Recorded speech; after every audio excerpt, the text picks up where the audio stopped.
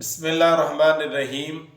آج ہم دیکھیں گے کہ صف کے پیچھے اکیلے آدمی کی نماز کا حکم کیا ہے،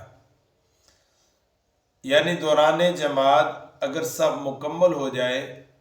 تو بعد میں آنے والے شخص کو کیا کرنا چاہیے اور اس کے متعلق حکم کیا ہے۔ رسول اللہ صلی اللہ علیہ وسلم کی حدیث ہے سنن نبی داود میں 682 نمبر پر اور جامع ترمذی میں 231 نمبر پر، ان رسول اللہ صلی اللہ علیہ وسلم رأى رجلا يصلي خلف الصف وحده فأمره ان يعيد۔ رسول اللہ صلی اللہ علیہ وسلم نے صف کے پیچھے ایک شخص کو اکیلا نماز پڑھتے ہوئے دیکھا، فَأَمَرَهُ أَن يُعِيدَ، تو رسول اللہ صلی اللہ علیہ وسلم نے اسے نماز دہرانے کا حکم ارشاد فرمایا۔ آپ نے دیکھا کہ صف کے پیچھے ایک اکیلا آدمی صف میں کھڑا ہے اور وہ نماز پڑھ رہا ہے، تو رسول اللہ صلی اللہ علیہ وسلم نے اس کو نماز دہرانے کا حکم دیا۔ اب ایک مسئلہ یہ ہے کہ کچھ لوگ کہتے ہیں کہ اکیلا آدمی آیا ہے اور صف مکمل ہو گئی ہے، اکیلا پیچھے رہ گیا ہے، اگلی صف سے ایک بندہ کھینچ کر اپنے ساتھ میں لا لے، چونکہ اکیلے آدمی کی نماز نہیں، اب آگے سے ایک بندہ کھینچ کر پیچھے کھڑا کر لے۔ آئیے ہم دیکھتے ہیں کہ یہ حدیث اور یہ عمل جس روایت میں ہے اس روایت کی سند میں بشر بن ابراہیم، یہ وضاع آدمی ہے جو حدیث وضع کیا کرتا تھا، اس لیے یہ حدیث ٹھیک نہیں ہے۔ اس حدیث کو علامہ ابن حجر عسقلانی، امام حیثمی اور دیگر محققین نے اس حدیث کو ضعیف قرار دیا ہے۔ یہ سبل السلام میں دیکھا جا سکتا ہے، میزان میں دیکھا جا سکتا ہے، تہذیب و تہذیب کے اندر اس پر جرح کی گئی ہے کہ یہ حدیث ٹھیک نہیں ہے۔ اب دوسری بات یہ ہے کہ اگلی صف سے اگر ایک شخص کو کھینچ کر پیچھے کریں گے تو اس سے صف ٹوٹ جاتی ہے اور متاثر ہوتی ہے، جبکہ رسول اللہ صلی اللہ علیہ وسلم کا فرمان ہے جس نے صف کو ملایا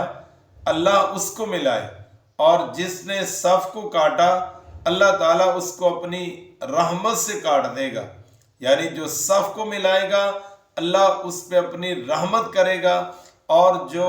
صف کو کاٹے گا اللہ تعالیٰ اس سے اپنی رحمت کو بھی کاٹ لے گا اور اپنی رحمت کو بھی ختم کر دے گا۔ یہ سنن نبی داود 666 نمبر پر حدیث موجود ہے، اس لیے صف کو ملانا چاہیے، کاٹنا نہیں چاہیے۔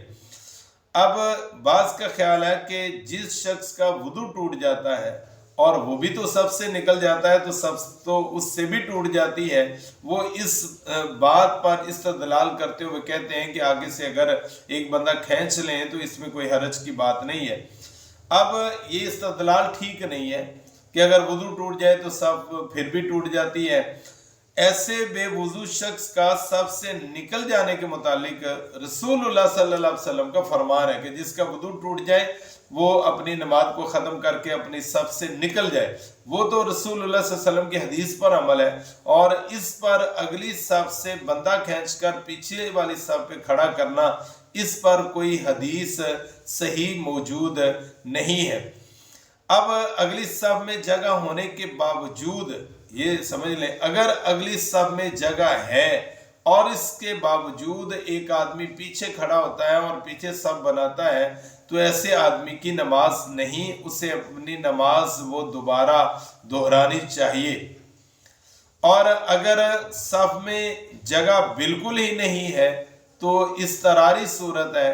اس اضطراری صورت میں وہ اکیلا شخص ہی جماعت کے ساتھ نماز پڑھے گا، اکیلا شخص ہی صف میں کھڑا ہوگا، چونکہ اس کی مجبوری ہے، صف مکمل ہو چکی ہے، پیچھے نمازی کوئی نہیں ہے۔ اب ایسی صورت میں یہ اضطراری کیفیت ہے، اب اگر وہ نماز پڑھتا ہے تو انشاءاللہ اس کی نماز ٹھیک ہوگی، اور اس موقف کے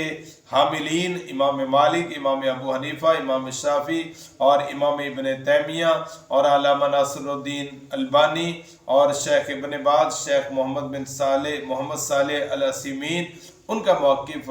یہی ہے کہ وہ اضطراری کیفیت میں، مجبوری کی حالت میں وہ اکیلا پیچھے صف میں کھڑا ہو جائے اور وہ اپنی نماز کو دہرا لے۔ مجھے یاد ہے کہ میں نے کچھ عرصہ پہلے ایک بہت بڑے محدث، بہت بڑے شیخ الحدیث، ان سے یہ بات پوچھی تھی، میں نے ان سے یہ سوال کیا تھا، شیخ عبد الرحمن زیاد صاحب وہ ہمارے پاس ادھر لاہور میں تشریف لائے، تو میں نے ان سے یہ پوچھا کہ ایسی صورت میں کیا ہے؟